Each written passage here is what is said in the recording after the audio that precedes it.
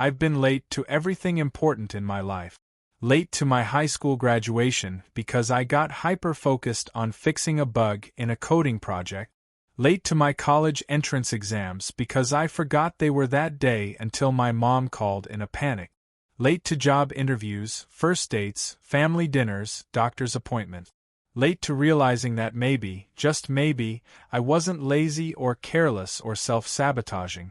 Maybe I was just ADHD. The diagnosis came at 26, after I'd spent a decade convinced I was fundamentally broken. After dropping out of college twice. After getting fired from 3 jobs for chronic tardiness and inability to follow through. After watching everyone around me seem to effortlessly adult while I struggled with basics like paying bills on time or remembering to eat lunch. ADHD, the psychiatrist said. Combined type. Executive dysfunction, time blindness, working memory deficits, difficulty with task initiation and completion. Here's a prescription. Here are some coping strategies. Good luck. The medication helped. Sort of. I could focus better, lose track of time less catastrophically. But it didn't fix the shame. The years of being told I wasn't trying hard enough, wasn't disciplined enough, wasn't motivated enough. The internalized belief that I was simply less capable than everyone else. My name is Ethan Cooper. I'm 28 years old, and I work as a freelance software developer in Portland, Oregon. Freelance because no one will hire me full-time after my track record. Freelance because it lets me work at 2 a.m. when my brain finally decides to cooperate, and sleep until noon when it doesn't. Freelance because I can't handle office politics or remember to show up to meetings or deal with fluorescent lights for 8 hours straight. I'm good at what I do. Really good. When I'm in hyperfocus, I can solve problems that stump senior developers. I see patterns others miss. I think in systems and connections that aren't obvious. But none of that matters when I miss deadlines, forget client calls, or submit work with careless mistakes because I didn't take time to proofread. I live alone in a studio apartment that's either immaculately clean, hyper-focus cleaning spree, or an absolute disaster, executive dysfunction preventing me from picking up a single sock. I eat the same 5 meals on rotation because meal planning is too hard. I have no close friends because maintaining relationships requires consistent follow-through, and that's my worst skill. I'm lonely, exhausted, ashamed, and I'm late to the coffee shop. The interview was supposed to start at 10 a.m. It's 10:17 when I finally burst through the door of Upstream Coffee, sweaty from running 3 blocks because I somehow left my apartment 20 minutes later than planned despite setting 4 alarms. I scanned the room frantically. The potential client said she'd be at a table near the window, working on a laptop. There are 3 people fitting that description. Then I see her. Not because she waves or because I recognize her from her profile picture, which I forgot to look at, but because she's the only person who glances up, makes eye contact, and gives a small, knowing smile that says she was expecting me to be late. I rush over. I'm so sorry. I know I'm late. I set alarms, but somehow I still. It's fine, she says, and her voice is calm in a way that makes my racing heart slow slightly. I'm Olivia Hart. You must be Ethan. Yes. Sorry. Again. I'm still catching my breath, very aware that I'm sweaty and flustered and making a terrible first impression. She gestures to the chair across from her. Sit. Catch your breath. Want coffee? Yes. That would be great. She stands and heads to the counter. I use the moment to try to compose myself. Pull out my laptop. Realize I forgot my charger. Of course I did. Check the battery. 47%. Should be fine for an hour meeting. Olivia returns with 2 coffees. Americano with room for cream, right? That's what you mentioned in your email. I stare at her. I mentioned my coffee preference in an email? I don't remember that. But apparently I did, and she remembered. Yeah. Thank you. She's maybe my age, late 20s, with dark curly hair pulled back in a loose ponytail. She's wearing a blue button-down and jeans, professional but not stuffy. There's a calm efficiency about her that I immediately envy. Her laptop is positioned just so, a notebook open beside it with neat handwriting, 2 pens, one black, one red, a water bottle, phone face down. Everything I'm not. So, she says, settling back into her chair, I'm looking for a developer to build a custom scheduling app for my consulting business. I know that's not your usual work. You mostly do web development from what I saw on your portfolio, but your approach to problem solving really stood out. The way you structured that UI for the nonprofit project was brilliant. I blink. No one's called my work brilliant before. Thanks. Actually that project was late, she finishes, and there's no judgment in her voice. Just statement of fact. I saw the blog post where the nonprofit director mentioned you delivered 3 weeks behind schedule. My stomach drops. Of course she saw that. Of course she did her research and found the one piece of public documentation of my biggest failure on that project. But, Olivia continues, she also said the final product was so good that they didn't care about the delay. That you'd anticipated needs they didn't even know they had. That you'd built in features that made their workflow 3 times more efficient. That matters more to me than hitting arbitrary deadlines. I don't know what to say. Usually by this point in a client meeting, I'm making excuses, apologizing, watching them mentally cross me off their list. I'm looking at your portfolio, she continues, and I see someone who thinks differently. Who doesn't just solve the problem I asked you to solve, but solves problems I didn't know I had. That's valuable. I'm ADHD, I blurt out. I don't know why I say it. It's not something I usually disclose to clients.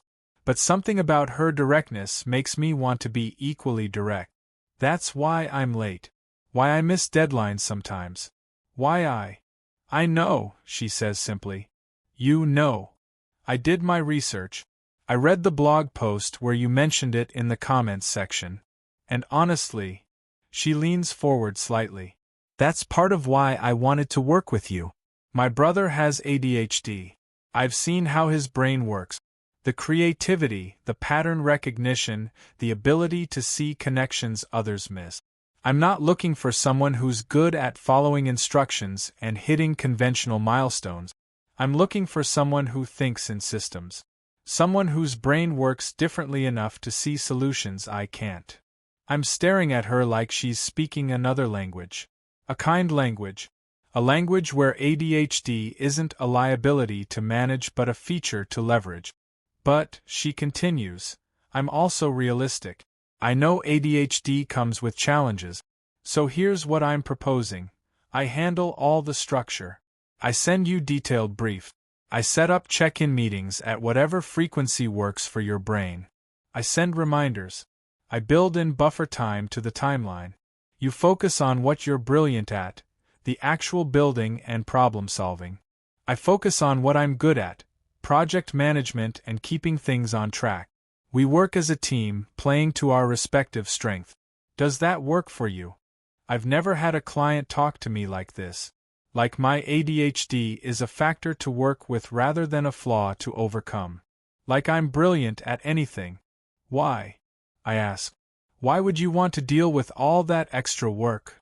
Because good developers are common, she says. Brilliant ones who think in systems are rare. And I'd rather spend time on project management than settle for mediocre work. I can't promise I won't be late to meetings, I warn her. Or that I won't hyper-focus on the wrong thing and lose track of time. Or that. I don't need promises, she interrupts gently. I need transparency. If you're going to be late, text me. If you're hyper-focusing on something that seems wrong but your brain won't let go, tell me so we can talk it through. If you need deadline flexibility, ask before it becomes a crisis. Can you do that? Can I? I've spent so long trying to hide my ADHD, to pretend I'm neurotypical, to make promises I can't keep because I'm supposed to be able to keep them. But she's asking for something different. Not perfection. Just communication. I can try, I say. Good enough. She extends her hand. Want to work together? I shake it. Her grip is firm, confident. Yeah, yes. Definitely. We spend the next hour going over the project. She's thought through everything: user stories, feature requirements, design mockups, timeline with built-in buffer, communication protocols. She asks me questions about technical approach, and I find myself relaxing into the conversation, talking about database architecture and API design and the elegant solutions we could build. At some point, I check my laptop battery. 12%. We've been talking for 90 minutes. Shit, I need to wrap up soon. Battery. No worries. She doesn't seem annoyed. I think we covered the main points. I'll send you everything we discussed in a written brief by end of day. Does email work, or do you prefer another format? Email's good. Actually, I hesitate. Could you also send calendar invites for any meetings? I'm terrible at remembering to add things to my calendar myself. Already planning on it. She smiles. I'll send recurring weekly check-ins, but we can adjust frequency if that's too much or not enough. As we're packing up, she says, "Can I ask you something?" Sure. Why do you introduce yourself with your failures? I'm ADHD, I'm late, I miss deadlines. Why lead with that? I think about it. Because if I don't tell people first, they find out later and feel betrayed? Like I was hiding something? Or, she says carefully, maybe you lead with it because you believe that's the most important thing about you. That your struggles define you more than your skills. The observation hits harder than it should. I don't. You introduced yourself to me with apologies, she continues. You warned me about your limitations before you told me anything about what you're good at. That's a lot of internalized shame, Ethan. I don't know what to say. She's right. I know she's right. For what it's worth, she says, I don't see you as broken. I see you as someone with a brain that works differently, which means you solve problems differently. That's valuable. More valuable than being on time to meetings. She leaves, and I sit in the coffee shop for another 20 minutes, staring at my laptop's low battery warning, thinking about what she said. No one's ever called me brilliant before. Working with Olivia is different from any client relationship I've had.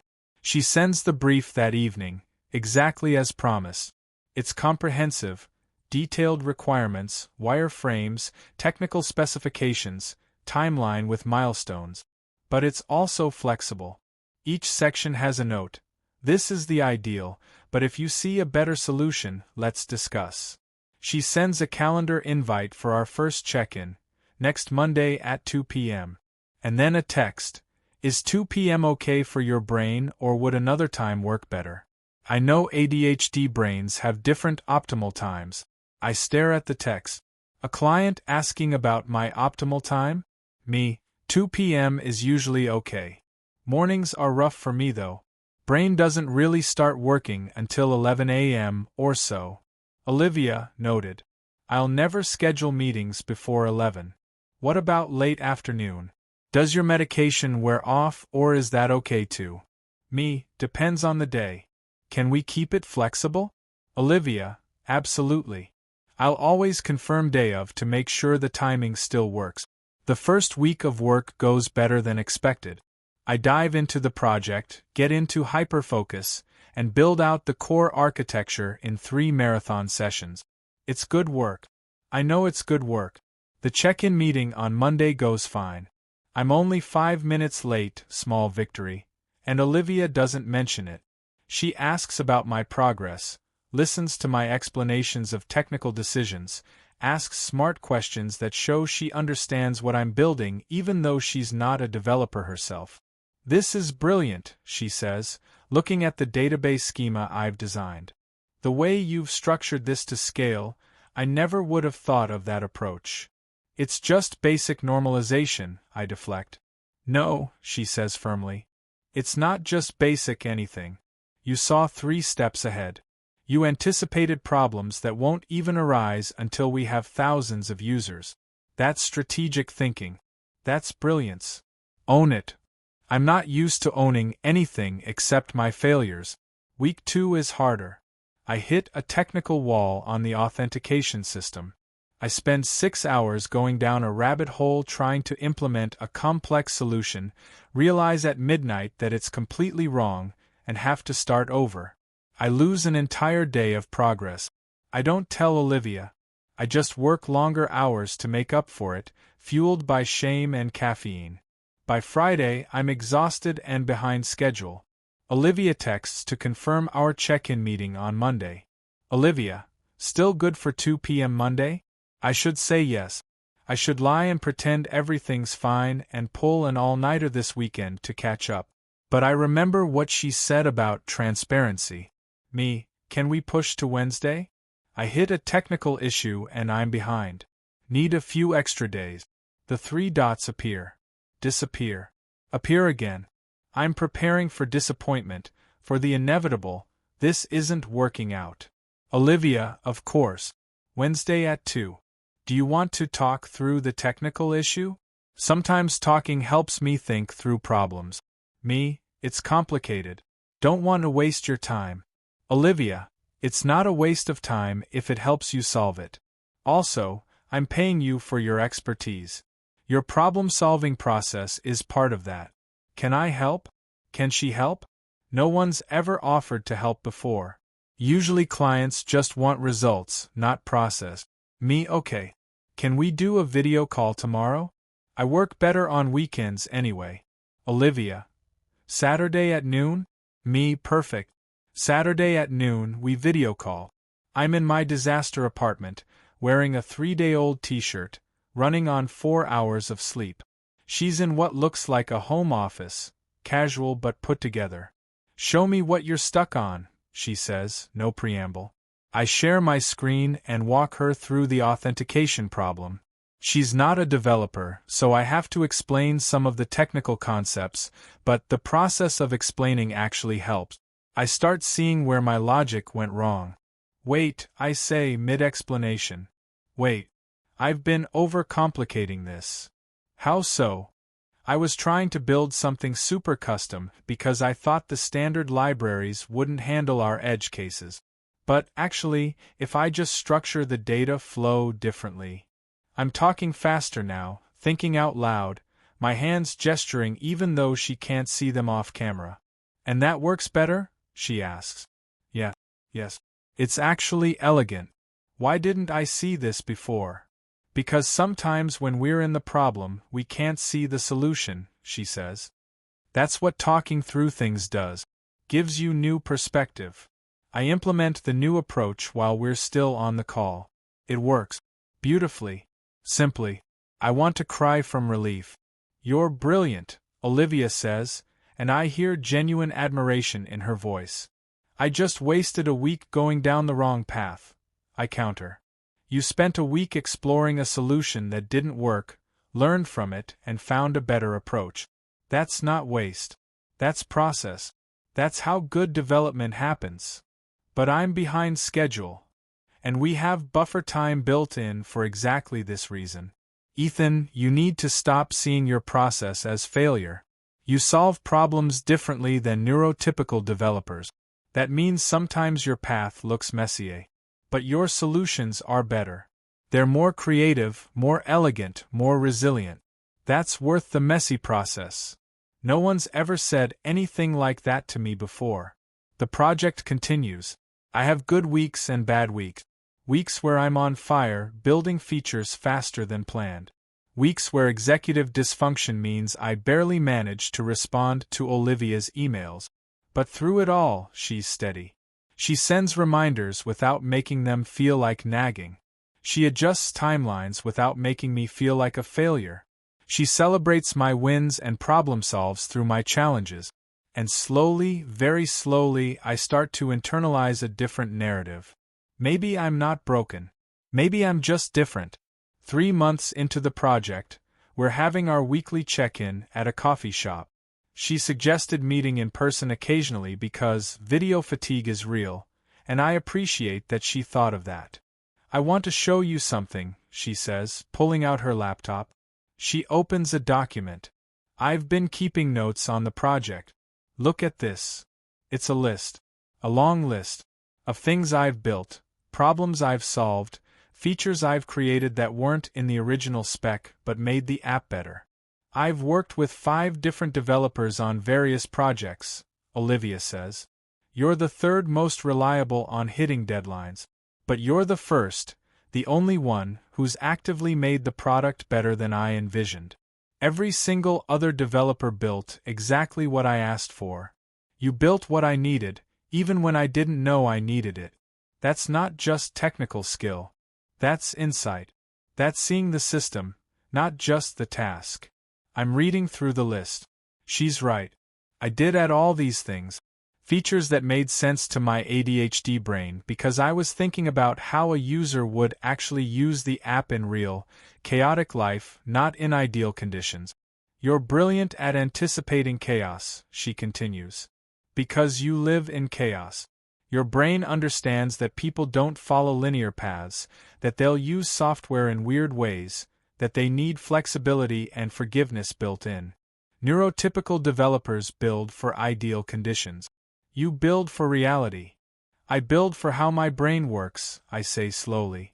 Because I know I'll forget things, or do things out of order, or need to come back to something later. Exactly. And guess what? Most users' brains work more like yours than like the idealized, perfect user that most developers build for.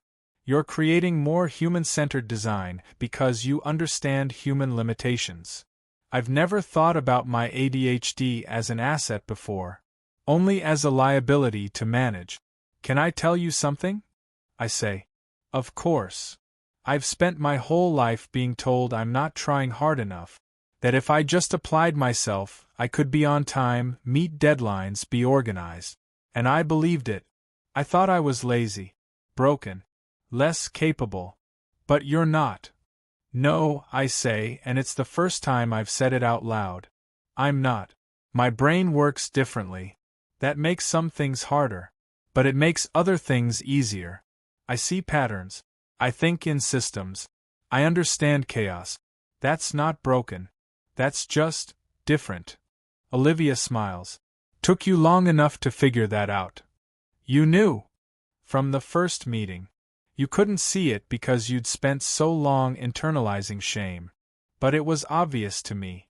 The way you talked about problems, the questions you asked, the connections you made. Your brain works beautifully, Ethan. It just doesn't work like everyone expects it to. Something in my chest loosens. Thank you for seeing that.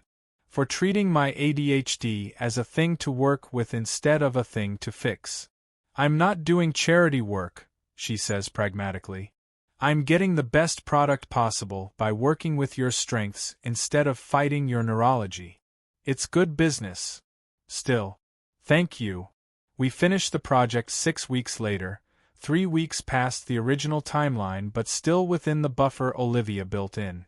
The app is beautiful. It's functional, elegant, intuitive. It's better than either of us envisioned. At our final meeting, Olivia has a proposition. I'm starting a small digital consulting firm, she says. I have 3 new clients who need custom software solutions. I want you to be my lead developer. I'm freelance, I say automatically. I don't do full-time. I know. That's not what I'm proposing. You stay freelance. You work your own hours.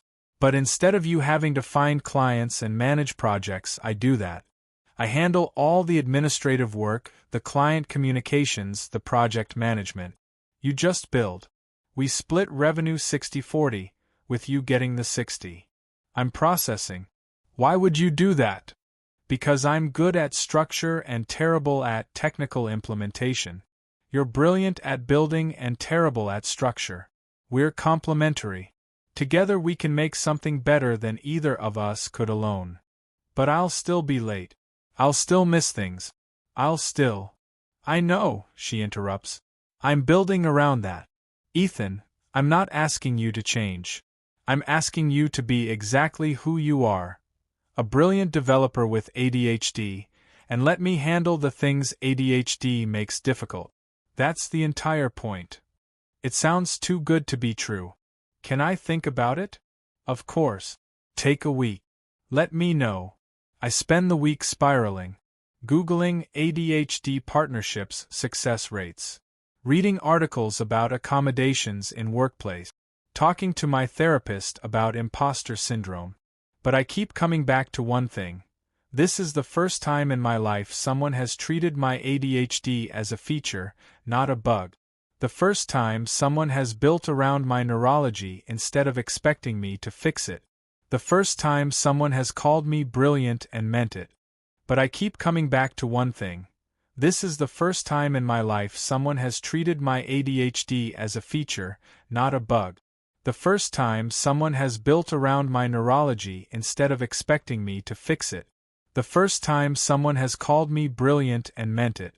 I text Olivia, I'm in. Let's do this. A year later, the partnership is thriving. We've completed projects for 8 clients. I've built tools that are being used by thousands of people. Olivia handles all the parts I'm terrible at, and I focus on what I love, solving complex problems and building elegant solutions. But more than that, I've changed how I see myself. I still have ADHD. I'm still late sometimes. I still forget things. I still hyper-focus on the wrong tasks and lose track of time and struggle with executive function. But I don't see those things as moral failings anymore. I see them as traits of my neurology. Traits that come packaged with other traits. Creativity, pattern recognition, systematic thinking, the ability to see solutions others miss. I'm not broken. I'm just different. And different, I've learned, can be brilliant. We're having coffee at Upstream Coffee, the same place we first met, going over plans for a new project. Olivia is explaining the client's needs, and I'm already seeing the elegant solution, the way the architecture should be structured, the potential problems to anticipate. You're doing it again, Olivia says. Doing what? Seeing 3 steps ahead. Solving problems that don't exist yet. Being brilliant. I used to deflect compliments like that. Now I just say, thanks. How does it feel, she asks. Being on the other side of the shame? I think about it. Weird. Good. Like I'm finally allowed to be myself without apologizing for it. You were always allowed, she says gently. You just didn't believe it. I needed someone to show me, I say. I couldn't see it myself. Well, now you can see it. So what are you going to do with that? I've been thinking about this. I want to hire another developer. Someone else with ADHD who's struggling to find work because no one understands how to work with their brain. Olivia grins. I was hoping you'd say that. I already have someone in mind. Met her at a networking event. Brilliant mind, impossible for traditional companies to work with. Sound familiar? Very familiar. Want to interview her? Yeah. Yes. Definitely. The interview is at Upstream Coffee, same table by the window. The woman, Maya, is 20 minutes late, bursts in flustered and apologizing. I'm so sorry, she says. I know I'm late. I set alarms but somehow. I hold up a hand. It's fine. I'm Ethan. You must be Maya. Want coffee? As I get her coffee, I realize I'm on the other side of that first conversation with Olivia. I'm the one who can see potential instead of flaws. The one who understands that ADHD isn't a liability to manage. It's a different way of thinking that can be leveraged. When I return with coffee, Maya is pulling out her laptop, apologizing again for being late, explaining her ADHD as if it's a shameful secret. I know about the ADHD, I say. Olivia mentioned it. And honestly, that's part of why I wanted to meet you. Can I show you something? I pull up my laptop and show her the portfolio of projects we've built. Every one of these was built by someone with ADHD. Me. I'm late to everything, I hyper-focus on wrong things, I struggle with executive function. But I'm also really good at seeing patterns and solving complex problems and building systems that work for real humans instead of ideal users. Maya is staring at me like I'm speaking another language. Here's what I'm proposing, I continue. You stay freelance. You work your own hours. But Olivia and I handle all the structure, project management, client communication, administrative work. You focus on what you're good at. We work as a team, playing to everyone's strength. Does that interest you? Why would you want to deal with all that extra work? She asks, echoing my question from a year ago. Because brilliant developers are rare, I say, echoing Olivia's answer. And I'd rather spend time on project management than settle for mediocre work. But also, I pause. Because someone did this for me. Someone saw past my struggles to my strength. Someone called me brilliant when I thought I was broken. I want to pay that forward.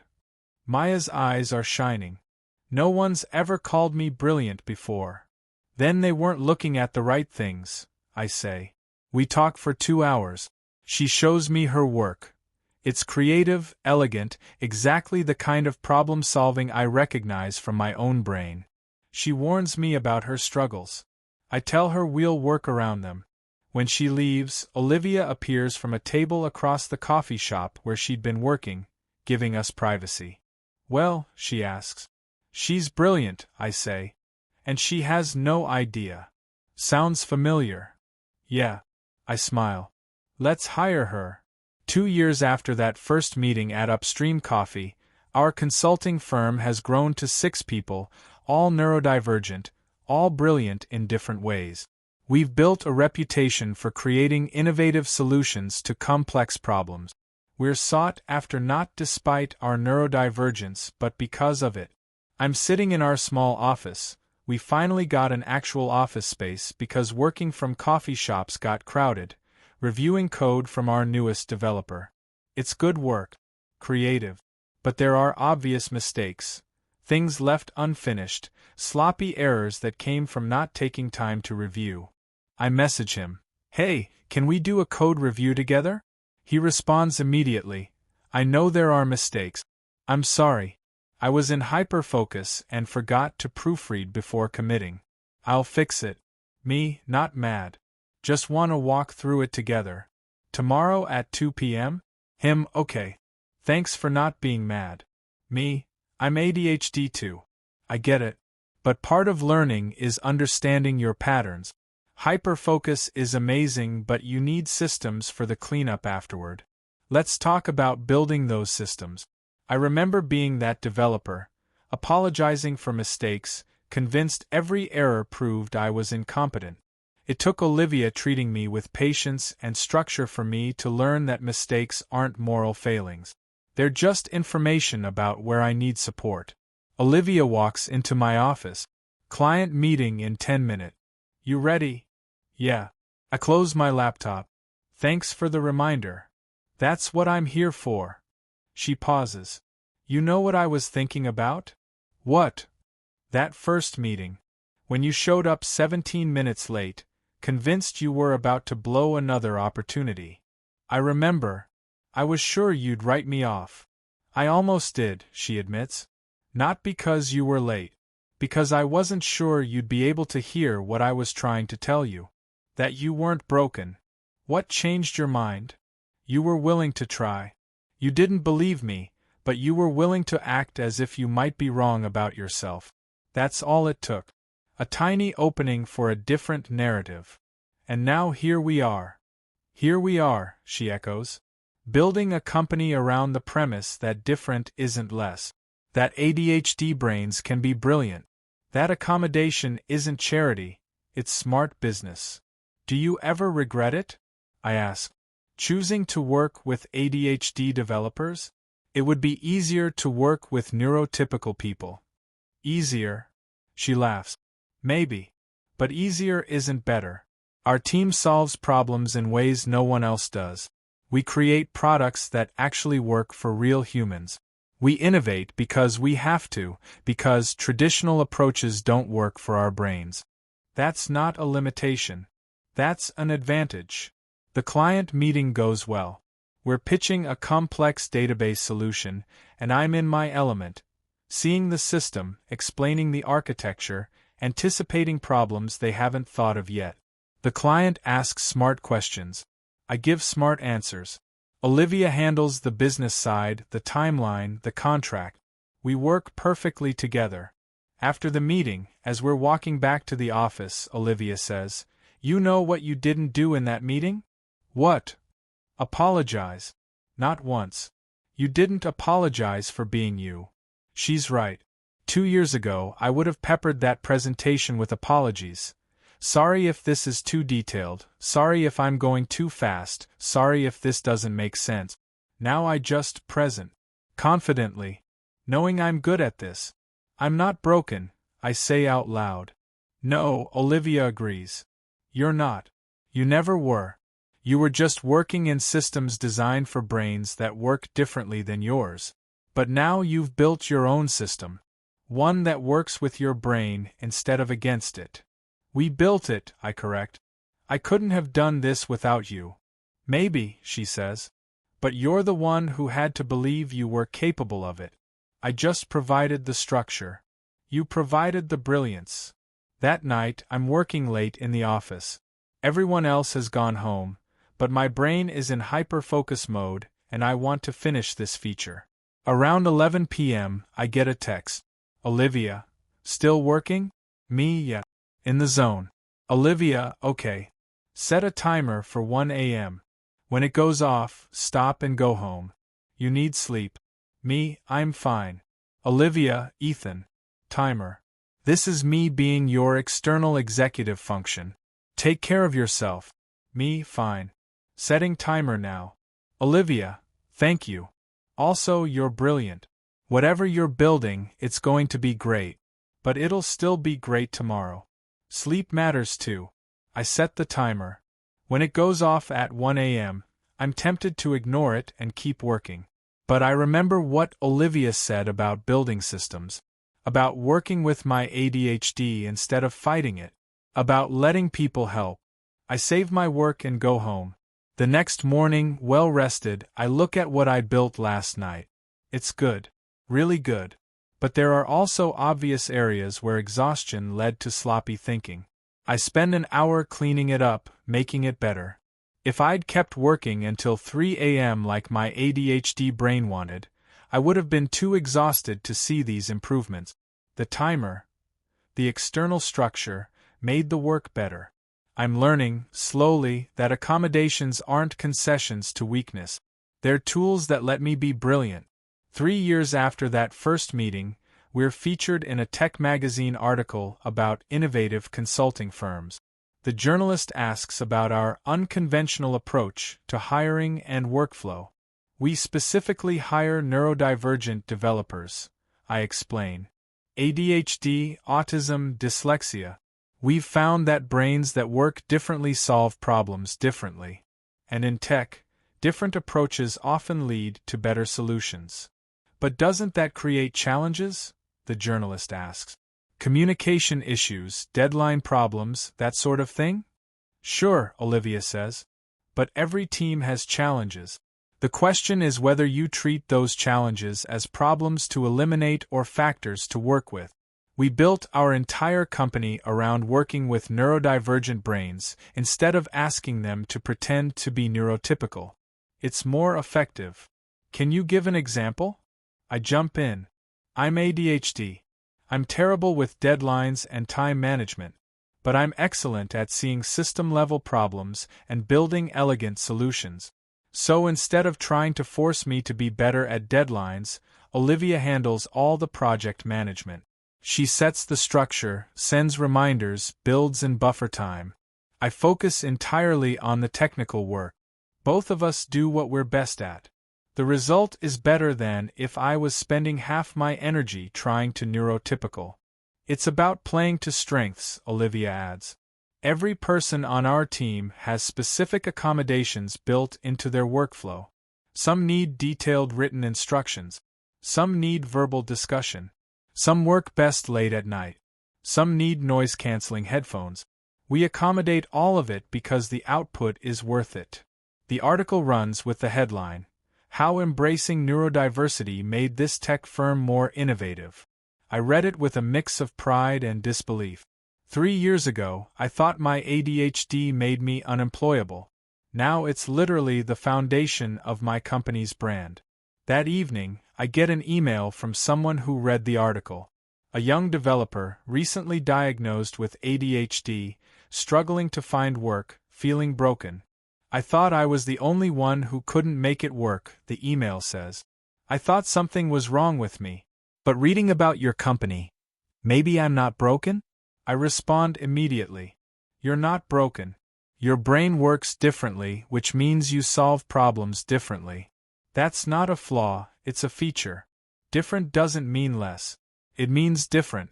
And different, when properly supported, can be brilliant. If you're interested, we're hiring. Send me your portfolio. Let's talk. I hit send and smile, paying it forward. Seeing potential in someone who can't see it in themselves yet. Being the person I needed when I was convinced I was broken. 5 years after that first meeting at Upstream Coffee, Olivia and I are back at the same table, drinking the same coffee, planning the future of the company. We need to expand, Olivia says. We're turning down projects because we're at capacity. Hire more people? Hire more people, she confirms. But I want to maintain our model. Only neurodivergent developers. Full accommodations. Working with people's brains instead of against them. Agreed. That's our whole thing. I've been thinking, Olivia continues. What if we formalized it? Created a training program for other companies about how to work with neurodivergent talent? We've figured out systems that work. We could teach them. I consider it. You mean like consulting on neurodiversity inclusion? Exactly. We've proven the model works. We've shown that accommodating neurodivergent employees leads to better outcomes. Other companies are struggling to recruit and retain neurodivergent talent because they don't know how to support them. We do. That's valuable knowledge. I love it, I say. Let's do it. We spend the next hour mapping out the plan. Training modules on ADHD in the workplace. Consulting packages for companies wanting to improve neurodiversity. Speaking engagements about the business case for accommodation. You know what's wild? I say. What? 5 years ago, I thought my ADHD made me unemployable. Now we're literally building a business around the premise that ADHD is an asset. It is an asset, Olivia says. When properly supported. That's the key. Your ADHD was never the problem. The problem was trying to force ADHD brains into neurotypical systems. We built a different system. One that works with neurodivergent brains instead of against them. And it worked. It worked, she agrees. Because we stopped treating neurodivergence as something to fix and started treating it as something to leverage. I think about that first meeting. How I showed up late, convinced I was about to blow another opportunity, certain I was broken. How Olivia saw something I couldn't see, potential, brilliance, value. How she built systems that let me be myself. How she called me brilliant until I started to believe it. Thank you, I say. For what? For seeing me when I couldn't see myself. For treating my ADHD as a feature instead of a bug. For showing me I wasn't broken. You were never broken, Olivia says. You just needed someone to work with your brain instead of against it. Someone to provide structure so you could focus on brilliance. Still. Thank you. You're welcome. But Ethan? You did the hard part. You were willing to believe you might be wrong about yourself. You were willing to try a different way. You were willing to let someone help. That took courage. I was desperate, I say honestly. Maybe. But you showed up. You stayed. You trusted the process even when you didn't fully believe it. That matters. We finish our coffee and head back to the office. I have code to write, problems to solve, systems to build. My ADHD brain is already spinning up, seeing patterns, making connections, thinking 3 steps ahead. I'm late to meetings sometimes. I still hyper-focus on the wrong things occasionally. I still struggle with executive function and time blindness and all the other ADHD traits that made me think I was broken. But I'm not broken. I'm different. And different, when properly supported and accommodated, can be absolutely brilliant. I'm ADHD. And I'm brilliant. Not despite my ADHD. Because of it. Because my brain works differently, I solve problems differently. I see connections others miss. I build systems that work for real humans, not ideal users. I anticipate chaos because I live in chaos. That's not broken. That's valuable. That's brilliant. And I finally believe it. The end.